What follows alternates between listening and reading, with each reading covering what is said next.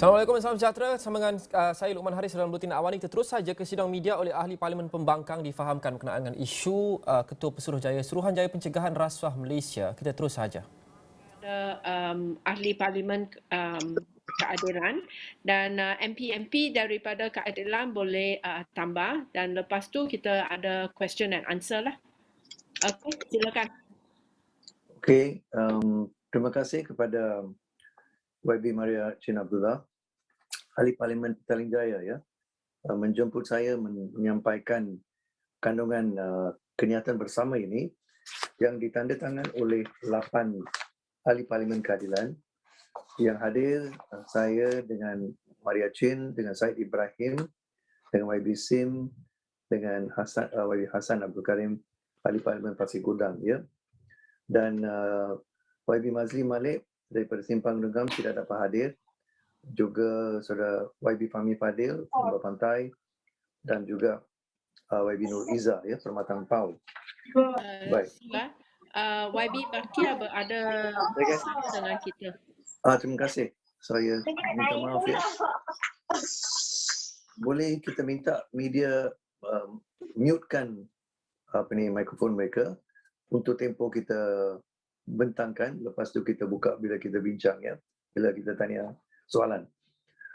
Kenyataan bersama ini telah disediakan dalam bahasa Malaysia dan juga bahasa Inggeris. Saya akan tumpuk, dan dua-dua dokumen ini akan dihantar kepada semua media bersama beberapa lampiran yang saya akan jelaskan nanti, ya. Dan saya akan fokus pada versi bahasa Malaysia dan ya, saya akan highlight saya akan baca dan juga meng-highlightkan beberapa perkara penting, ya. Okey. Sebentar, ya. Baik. Boleh dengar saya dengan jelas, ya? Tak ada isu dengan suara. Okey, bagus. Thank you. Kami ahli-ahli parlimen yang bertandatangan di bawah, iaitu 8 nama yang saya sebut tadi, merujuk kepada kenyataan akhbar yang dikeluarkan semalam oleh Tan Sri Abu Zahar Ujang, ya, selaku pengurusi Lembaga Penasihat SPRM, berhubung pemilikan berjuta-juta saham dan warren oleh Tan Sri Azam Baki, iaitu Ketua Pesuruhjaya SPRM. Kami mendapati bahawa penjelasan Tan Sri Abu Zahar menimbulkan lebih banyak persoalan daripada menjelaskan sama ada pemilikan saham ini, pemilikan Azam Baki lah terhadap saham dan warren ini adalah kesalahan jenayah dan salah guna kuasa. Nampaknya terdapat kegagalan, ya, institusi dalam mekanisme pengawasan SPRM yang perlu dirujuk sekarang kepada pihak atasan termasuk Parlimen untuk mencari penyelesaian. Sebab kita nampak dengan jelas sekarang mekanisme pengawasan ini di peringkat SPRM sudah gagal. Kami berasa kecewa kerana lembaga penasihat telah mencapai kesimpulannya hanya berdasarkan satu mesyuarat bersama Tan Sri Azam Baki pada 24 November, ya, tahun lalu. Panel pengawasan SPRM sepatutnya bukan sahaja memanggil Azam, tetapi sebaliknya menjalankan siasatan penuh dengan memanggil semua saksi dan mengumpulkan semua dokumentasi yang berkaitan. Finish your coffee. If you want to come and sit in my office, can, no problem.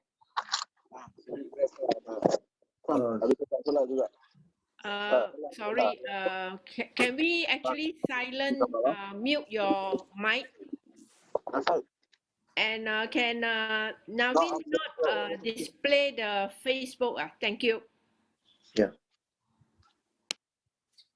Okey. Saya teruskan, ya.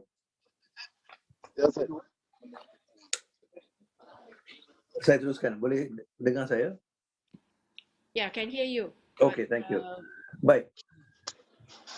Kami bertanya kepada Tan Sri Abu Zahar, mengapa lembaga penasihat mengambil masa hampir 3 minggu untuk memberi maklum balas secara terbuka selepas isu ini telah dibangkitkan di Parlimen pada 16 Disember 2021 oleh 6 ahli parlimen yang ada dalam senarai penandatangan kenyataan bersama ini. Memandangkan kini, kami baru tahu bahawa lembaga pengarah telah bertemu Tan Sri Azam Baki pada 24 November. Kenapa tunggu begitu lama? Ya, sebab 16 Disember sudah dibangkit ni. Dan Abu Zahar berkata bahawa dia akan menjelaskan kepada orang ramai selepas bertemu Azam. Saya cubalah Tapi manis pun walaupun berat macam mana pun saya tahu ini kita cik. ya, tanpa penjelasan yang munasabah untuk kelewatan ini, Pasal bukan macam cakap YB kan. Macam YB juga. Saya YB pasal to do something because you want to be a great leader, you kena tarik orang bawah walaupun dia tak suka you kena buat dia suka. Dr. Masli, can you mute, please? Dr. Masli. shall I carry on? Just a thing. Can Navin not put up the Facebook thing? Can somebody call him? And Siva, can you please show you are not showing your face, Siva? Oh, okay, let me find out why. Sorry. I have told Navin, but he is not taking it down. Okay. Minta maaf pada wartawan, saya can just somebody call him.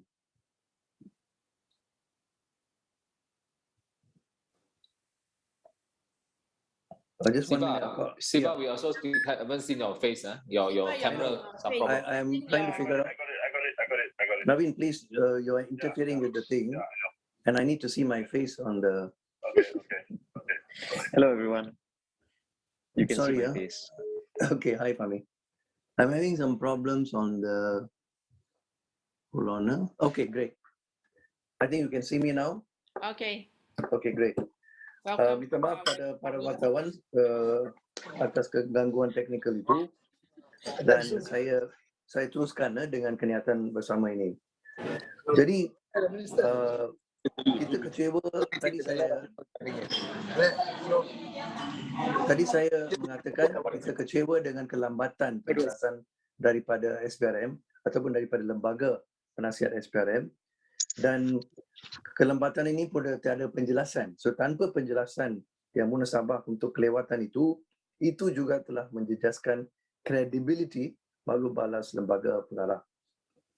Baik, Tan Sri Abu Zahar juga mengatakan bahawa semua aduan yang dibuat terhadap SPRM berkaitan dengan pegawai SPRM, ya, mesti dibuat disertakan dengan bukti yang kukuh. Bagi kita ini adalah pendekatan yang salah, ya, oleh mekanisme pengawasan SPRM. Seorang tidak boleh mengharapkan pengadu biasa, ya, pengadu orang awam dan sebagainya, mempunyai kapasiti dan kuasa untuk mengumpul bukti kukuh. Ia sepatutnya memadai jika pengadu mempunyai beberapa bukti yang boleh dipercayai yang menimbulkan isu untuk disiasat. Itulah beban saja. Jangan kita letak beban yang sangat tinggi atas pengadu yang nak bongkarkan salah guna kuasa dan sebagainya. Ada menjadi tanggungjawab mekanisme pengawasan untuk melindungi integriti SPRM dengan melakukan siasatan menyeluruh untuk sama ada menunjukkan kesalahan itu berlaku ataupun sebaliknya pegawai yang dituduh itu tidak bersalah. Kami ingin memperjelaskan satu perkara. Pemilikan saham, inilah tajuk pokok, ya, di dalam isu ini. Pemilikan saham oleh Tan Sri Azam Baki adalah fakta yang tidak boleh dipertikaikan. Ini bukan tuduhan, ya. Saya minta wartawan jelas dengan perkara ini. Ini bukan tuduhan. Ini bukan allegation, alegasi. Ini fakta. Dan kita akan tunjuk sekejap lagi bukti untuk menunjukkan itu. Dan bukti ini bukan bukti kita dedahkan hari ini saja.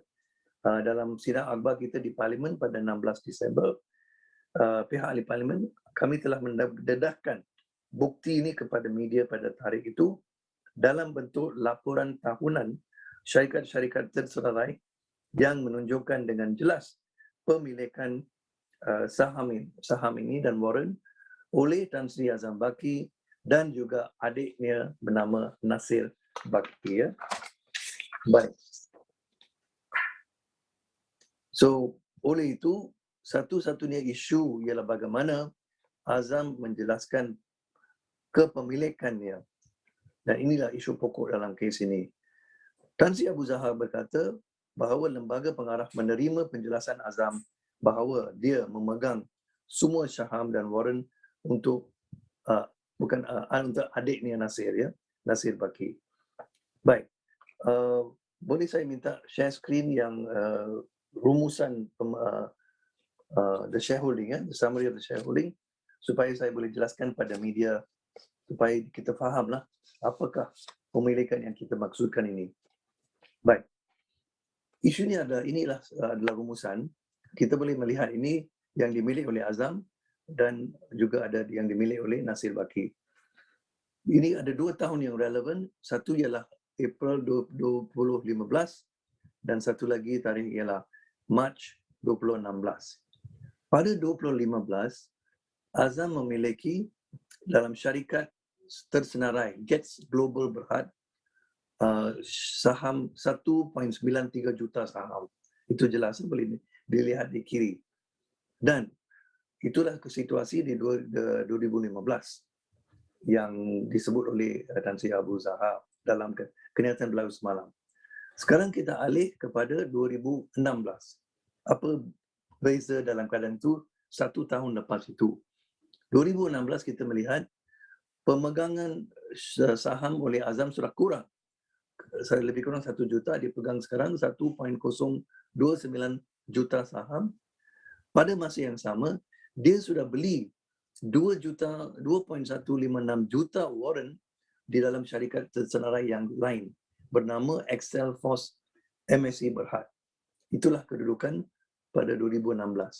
Dan pada masa yang sama, adiknya bernama Nasir Baki telah membeli dalam syarikat yang sama itu, Gates Global Berhad, 3.728 juta saham. Jadi inilah kedudukan dia, 2015 dan 2016. Jadi sekarang Tan Sri Abu Zahar kata, kita sudah jumpa Azam Baki, kita sudah dengar penjelasan, kita terima penjelasan dia.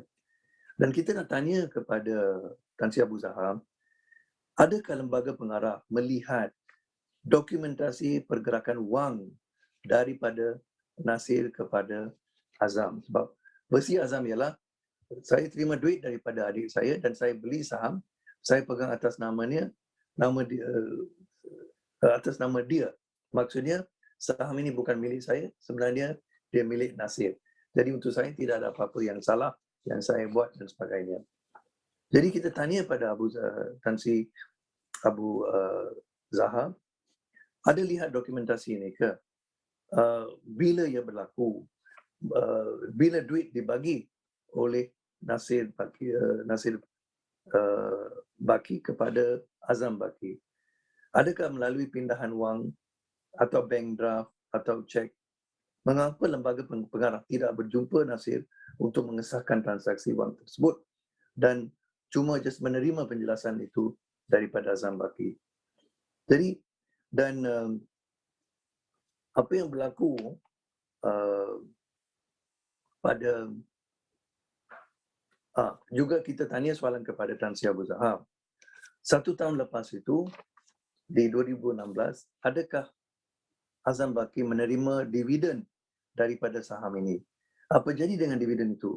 Ada disimpan dalam poket dia ataupun ada dia bagi kepada Nasir Baki yang dia kata adalah pemilik sebenar dan bukan Azam yang memiliki.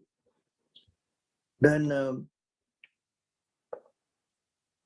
sekarang kita kena lihat versi Azam ini ialah adik saya pegang saham ini melalui saya. Baik. Jadi kita nak tanya, kalau itulah keadaan dia, itulah tujuan Nasir untuk memiliki melalui abang dia Azam Baki, kenapa di 2016 Nasir memiliki dalam nama dia sendiri 3.728 juta saham. Ya, 1 juta masih dipegang oleh Azam, kononnya atas nama Nasir. Kalau itu dibuat pengikut versi Azam, kenapa Nasir sendiri boleh pegang atas nama dia? Jadi di mana sini kita nampak percanggahan dalam Bersih Azam Baki. Dan ini apa perlu disiasat. Ya, bersih yang dia kata itu yang senang diterima oleh lembaga penasihat ini bagi kita tidak kredibel dan tidak boleh ada aspek-aspek yang perlu disiasat secara terperinci untuk mendapati apakah sebenarnya kebenaran di dalam transaksi ini. Baik. Dan Abu Zahar dalam jawapan beliau semalam juga berkata semua saham milik Azam ini yang dimiliki pada 2015 itu iaitu 1.930 juta telah dipindahkan semula kepada Nasir pada 2015 sendiri. Jadi bersih dia ialah dia beli pada jumlah share itu dalam tahun itu dia pindahkan balik semua kepada pemilik sebenarnya itu adik dia Nasir Baki. Bagi kita ini benar-benar bercanggah dengan fakta yang kita lihat depan kita. Sebab kalau itu betul, kenapa kita lihat 2016 Azam masih pegang 1.029 juta share. Kenapa itu berlaku? Tan Sri Abu Razakar kata semua dah pindahkan kepada Nasir. Tapi kita lihat di sini 1 juta masih dalam tangan Azam. Dan Nasir telah beli. Siva, you're breaking up. Okay. Siva? Yeah, I understand. Siva? I can hear you. Baik. What about now? Sekarang boleh dengar? Hello? Hello? Teruskan. Boleh dengar? Yes. We can hear. Alright, Boleh. okay, saya teruskan ya. Jadi itulah kita berkata penjelasan oleh Tan Sri Abu Zahar semalam bercanggah secara terus dengan fakta ini. Ini semua fakta yang di dalam dokumen dan yang di-share sekarang ini yang kita akan hantar pada media juga. Jadi selepas 2016 apa jadi? Azam maupun Nasir tidak terus memiliki saham yang dinyatakan di semua ini di atas ini. Saham dan waran telah dijual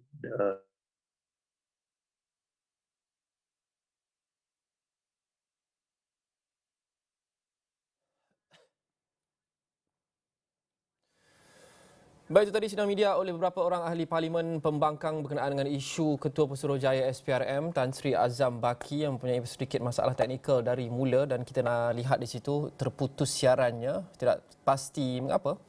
Dan kita akan terus mendapatkan semula dan siarkan secara langsung sejurus selepas kami menerima semula isyarat dan juga siaran berkenaan dengan sidang media itu.